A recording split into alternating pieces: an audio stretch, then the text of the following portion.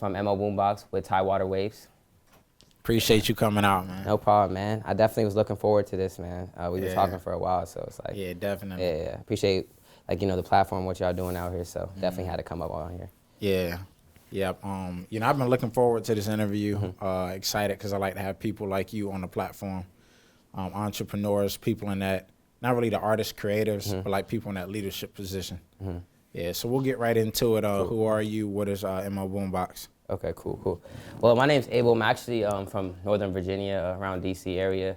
I started Mo Boombox when I actually came down to 757 for ODU. ODU's like in Norfolk. So when I came out here, I just met a lot of people who were talented, and like the entertainment scene was kind of like building up, had a lot of potential. And I always wanted to get into like music, but I would never was like, like enough, I didn't have the talent like as an artist or like, I did a little video production in the beginning, but that wasn't really for me. Right. I wanted to do something where I can give people opportunities, talents, and even individuals who wanted to be behind the scenes. So that's when I kind of started Mo Boombox with a couple of people at ODU, my boy Jay. So he's the other co-founder. He's not here, unfortunately, but pretty much with that, we started it at ODU, and even ODU, like individually, like as a school, there's a lot of talented people in there too. I met a couple artists like Ariel Hardaway. I'm trying to think, a lot of artists, I can't even think of them right now, like Autumn LaBella, she's from up north in DC too. So that's the thing too, like down here, like just cause the universities, NSU and ODU, a lot of people come from up north, so it's like a little mix of everything. So 757 kind of has a mix of like the whole DMV, Virginia / area. So it's like when I came out here, there was people from different areas, different artists, so did a couple shows, and that's how kind of like we, birthed Mo Boombox, and from then on we just kept adding different components so we can have different avenues of outlets for these talents out here. That's pretty much, a gist of the origination of how I started Mo Boombox and kind of where I'm from. Okay, dope. Yeah, what'd you study at ODU?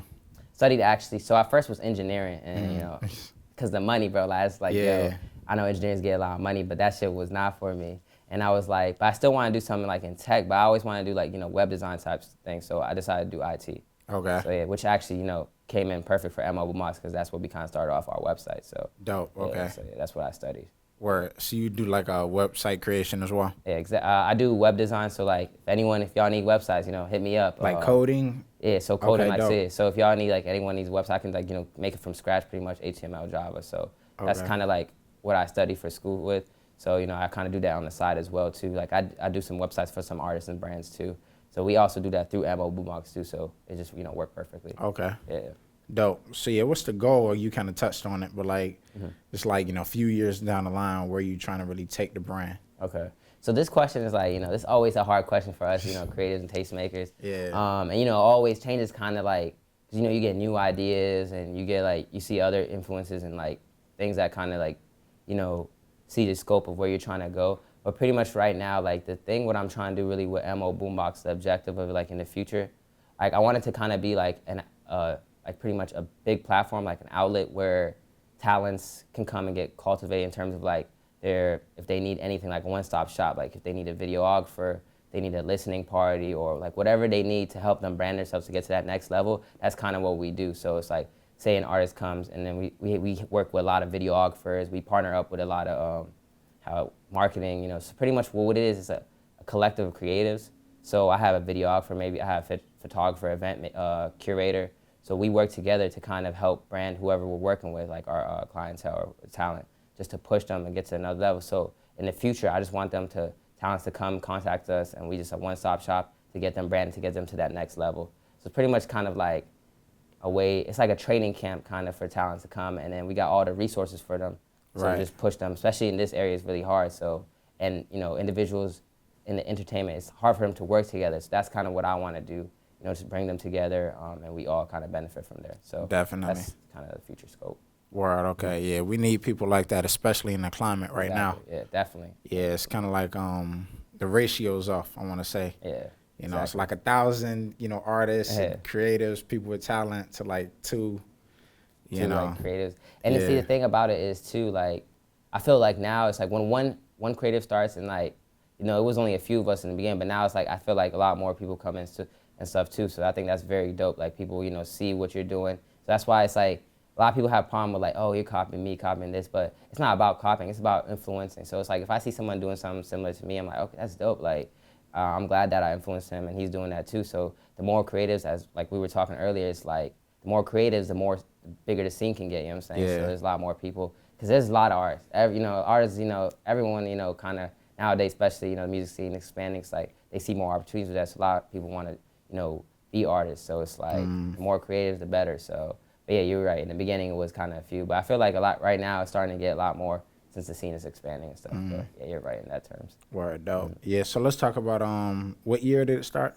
MoBoomBox. So like unofficially started like 2013, 2014 when I was at ODU. So it was like my junior year kind of. And it kind of started unofficially. We were just doing a couple shows. I didn't really have a good idea on it, but my boy Jay, he was also an artist. So he was rapping at that time too. So I was mainly trying to manage him. So when we started off, it was just mainly just kind of a label. We had a couple artists. We were pushing a couple artists. So just primarily we were trying to just push the label side of it. But then we were contacting like websites, and then I was researching for like websites out here or like outlets. There wasn't that many. So I was like, damn. So I was like, we can't even push the DMV scene like out here. There was only like a couple of them, like DMV Life or like, I can't even remember when I was like, at that time, there wasn't that many yet. So I was like, yo, why not we start our own website and put on people that we know, host their music. So unofficially 2014, but then I got our LLC like at 2015, like when it was about to turn 2016. Okay. Yeah, but that's kind of the background. Word. Yeah, so what type of progress from like day one to now, today, do you see y'all have made? That's a good question too. So when we started, actually, our first show was at ODU, and unexpectedly, that was like a really like good turnout. It was free too, so anyone gonna come out, and it's on campus. When you do anything on campus, everyone wants to come out. Yeah. So we actually had a talent show, and this is actually a pretty cool story. So some of the people on the talent show is like we had Era, Autumn, Bucky Malone. We had a lot of people that's like kind of popping, like kind of getting a little presence now. So it was weird, like seeing them from all different avenues. But the one who actually won our talent show was Masego. So I don't know if y'all know, I feel like I'm familiar with the name. Yeah, so Masego's like, one of the biggest artists that kind of blew up off of Virginia. And he at ODU, like I seen him grind. Like I saw his talent. I was like, so for the talent show, he actually was creating the music in front of us. He recorded, he recorded like a song. He had a piano. He had a little saxophone. So he pretty much created a whole song with all types of instruments in front of everyone. So the judges were like actually Mark Beasley. He's a producer out here too. Shout out to Mark Beasley. My boy Reggie, who's also MO too.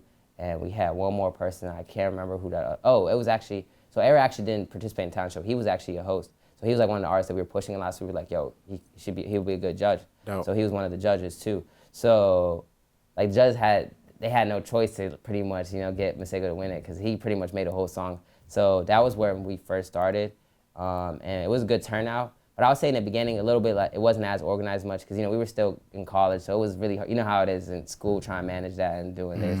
So at first like we were doing little shows. Shows weren't like they were good, but it wasn't like the best shows. The venue was a little bit smaller.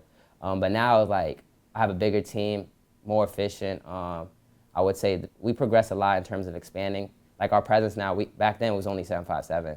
Now we got a good following in Richmond, and also we're getting the DMV, like our DC area too, so getting a little bit bigger too. So a lot of progress, and I met a lot of people. So at this point, it's like I feel like in my head, I feel like I know like pretty much everyone who kind of does platforms and creative, or the ones who've been kind of doing it for a while, and even the upcoming ones and stuff too. So I feel like we progressed a lot, but there's still a lot more that we have to get to. So.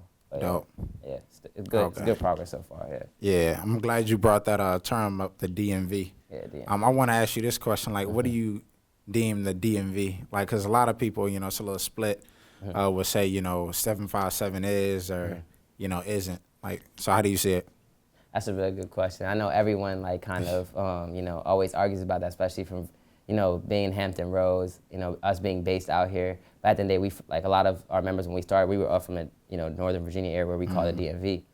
But in my opinion, like I think the DMV, especially entertainment scene, DC, Maryland, Virginia. So that counts as the whole Virginia. So Richmond and 757. Okay. Like when we even drop our DMV, like we used to do this DMV list, which we're bringing back, where we collab with like brands from all around the area, and we would do the top 10 artists, DMV list. We would put anyone like from Richmond, 757, DC. So in my eyes, when it comes to entertainment, DC, Maryland, Virginia, I think it's DC, the whole Maryland, and the whole Virginia in our terms. And that's how we're gonna keep going, because at the end of the day, it just makes more sense.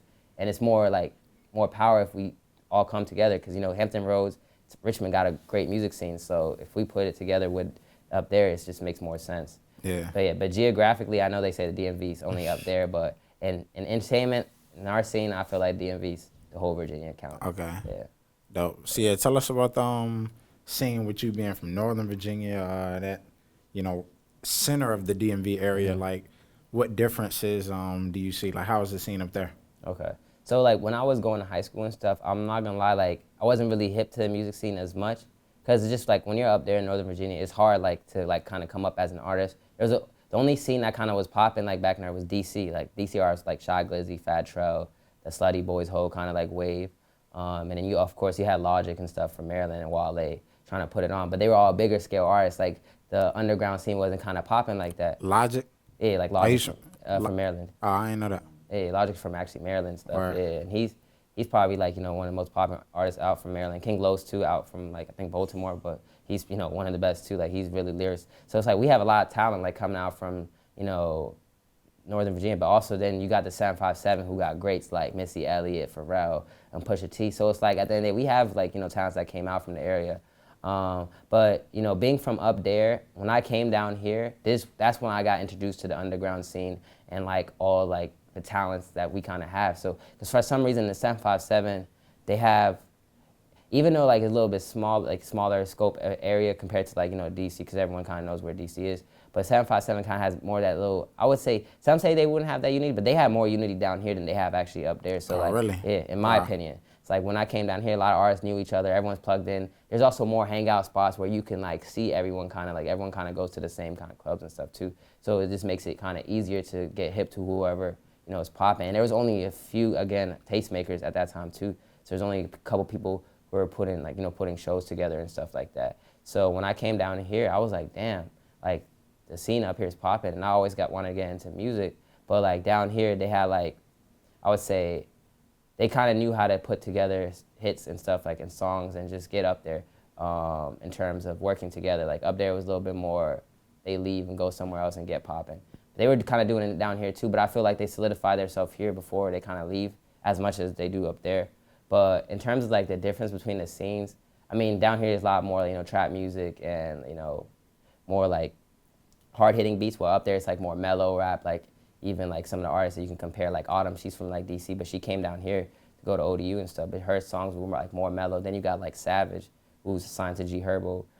She got like that hard-hitting trap beats. And they just performed last night. Yeah, they at actually the performed Nova, last night, yeah. I actually went to the concert and stuff. It was pretty dope. it was dope? Yeah, dope. I'm a big fan of G Herbo, and we were always a big fan of Savage when she came out and stuff, and we're like, when she dropped, I forgot that one song, but it was a hit. And I was like, when I saw G Herbo sign her, I was like, damn, this is dope. I was like, this is like, Virginia is like starting to get like, you know, spotlight, because how did G Herbo out of nowhere just find like, you know, a girl from Virginia, like down south? So it was like, okay, so we are kind of getting the spotlight.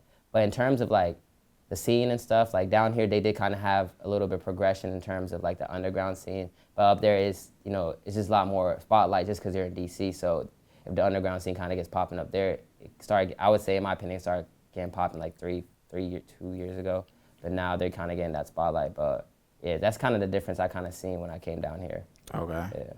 Dope. So yeah, in terms of, well, this is a question like typically for artists, but in terms of inspirations, you know, do you have any people with this where you see you trying to go, like in the media or entrepreneurship realm?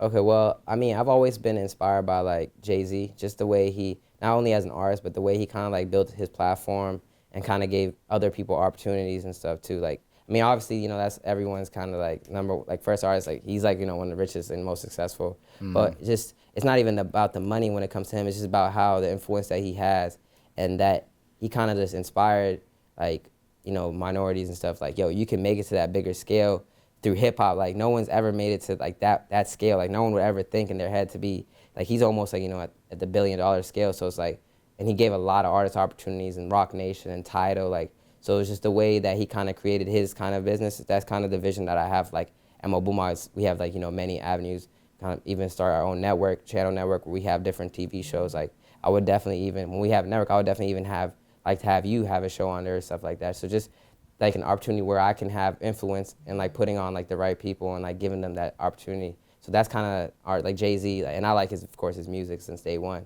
But just how he kind of constructed his idea and branded himself, it's kind of like inspired me kind of when it comes to MoBoomBox and stuff like that. Dope. Okay. Yeah, so yeah, that's definitely probably my biggest inspiration. Smooth. Yeah. See, what you got going on next, man? You seem like you got a lot on your plate.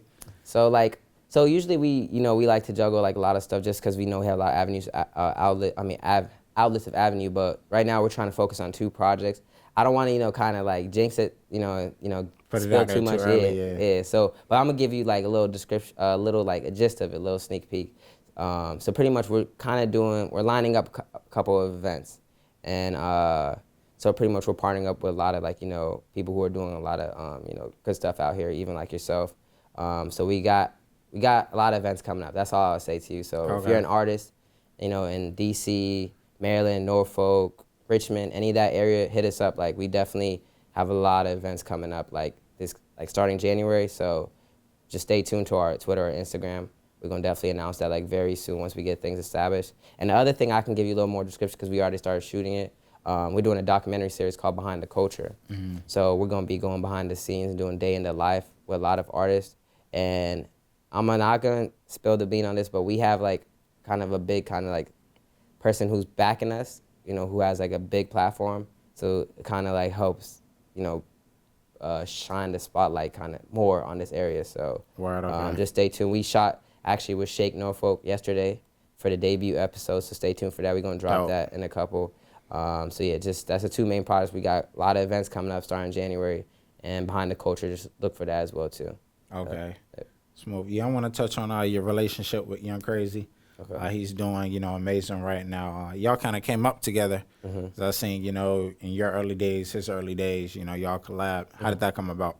So Young Crazy is like probably one of the first artists that we ever started working with. And, Young Crazy, like, as I was talking to y'all earlier about it, he's probably like one of the smartest artists in terms of branding himself and strategizing wise. Like he is always willing to work with anyone and stuff. So when we first came up, like our first ever interview we did down here was with him. And it was actually outside, I don't know if like downtown, like Norfolk, where they have that little painting. You ran that interview, right? Yeah, and I usually like doing interviews. That was before when we only had like 3 or 4 people. So I had me and my boy Reggie, and I was like, yo, I gotta do this anyway. Yeah. And I was like, this is Young Crazy. And at that time, one of our hosts couldn't make it, so I was like, I gotta get this popping, you know what I'm saying? And in terms of like, we respected him and stuff too, so we always make sure, be professional with him. So pretty much, that was our first interview we ever did. It was a good amount of views. And, he started getting like little, traction at that time as well too. We did a lot of events with him. And I think the big thing that, with him is like, anytime I ask him to do something like, yo, can you come do this interview, come do this event, he's always willing to do it. And I could probably, any tastemaker or any, person who worked with him behind the scenes could say the same. Like, he's probably like one of the most easiest people to work with at that scale. So it's like, he's one of the biggest, like, I would say, artists coming out, like, upcoming, right? I wouldn't even call him upcoming at this point. Like, he's pretty much established himself. But he's one of, like, top artists at this point coming out of Virginia.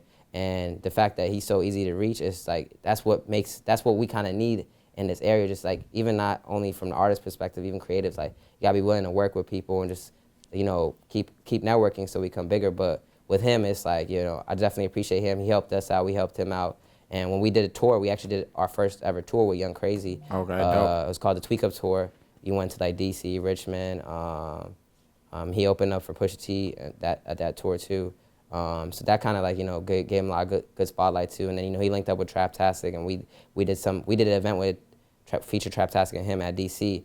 And then when he did it, that was his first show ever in DC too. Like, oh man, people like. They definitely, you went to Howard and stuff, so you kind of know the scene out there. Yeah. So I was like, yo, Young Crazy. Amazing. Yeah, it's when Young Crazy came out there, they showed him love. Like the place was like not that big, it was like 200, but we packed the place out, and people came out and they showed love. Everyone was like, yo, Young Crazy, who's this? Blah blah. Like people were like kept asking me, and we sent him his music. So I feel like that was a really good show, and IPM was with him too. So shout out to them as well too. But yeah, Young Crazy, like at the end of the day, like definitely appreciate him. He came a long way. I definitely love that he's out here, like, on a bigger scale with D1 Entertainment, doing Rolling Loud and stuff like that as well, too. Mm-hmm. So we're definitely going to be doing some stuff with him as well, too. Like, so it's always love between, me and us and Young Crazy. So it's like, shout out to him. Yeah, that's what's up, man. Yeah, shout out to Young Crazy. Definitely, bro. So, yeah, you seem like you're a man for the collabs. Yeah. Where can they find you? Well, you can find me at the Real Abel G on my Instagram, or at Mo Boombox. You know, you can email us at moboombox001@gmail.com, or MoBoomBox BUS 001 as well at gmail.com. And just if you go to our website too, there's a contact form. Just hit us up. But I'm easy to reach. You know, I'm always down to work. I'm always looking out for talent. So if you're, you know, even if you want to join the team in terms of like videographer, photography, marketing, you know, we're open. Like at the end of the day, our goal is to expand and work with as many people as we can, especially in this area. So, yeah, I'm easy to reach. Hit me up. For sure. Hey, man, we're going to have you back for sure. Of course, man. I definitely appreciate you. You know, check out all their content stuff. They're doing a lot of dope stuff. So, yeah, we're definitely looking forward to, you know, working with y'all on a lot more projects as well, too. Definitely. Same with Mo Boombox, man. You already know, man. Appreciate you, man. Yep. All right. It's Abel, Mo Boombox, and we out. You already know.